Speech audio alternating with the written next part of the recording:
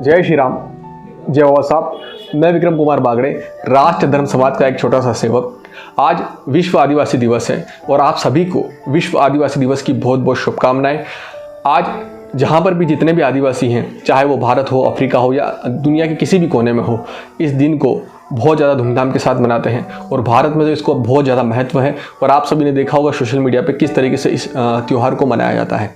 खास करके आदिवासियों की जब भी बात आती है तो इससे जुड़ी हुई बहुत सारी चीज़ें ऐसी हैं जो हमको बहुत ज़्यादा परेशान कर देती हैं। खास करके भारत के अंदर जिस तरीके से मशीनरी आदिवासियों के ऊपर अटैक कर रही है, अटैक का मतलब जिस तरीके से उनके माइंड पर अटैक कर रही है, कभी उनको धर्मांतरण दे रही है, कभी उनको नफरत दे रही है, तरह तरह की चीज़ें गतिविधियाँ उनके बीच में की जा रही है।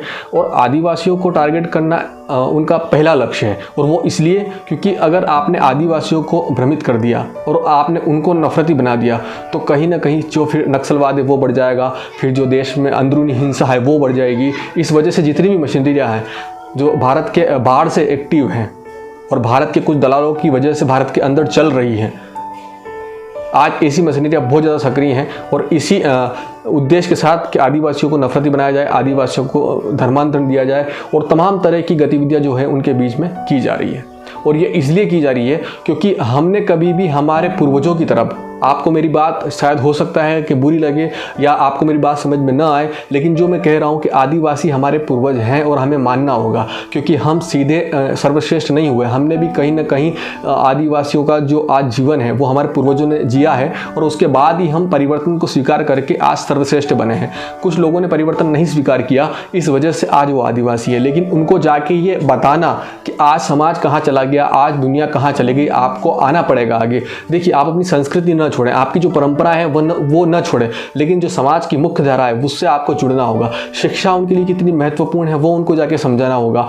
आज देश में लोग किस तरीके से अपना नाम कमा रहे हैं अलग अलग फील्ड में, वो जाके उनको बताना होगी। क्योंकि आदिवासी बहुत मेहनती होते हैं, दिल के साफ होते हैं, मन में उनके कोई पाप नहीं होता है।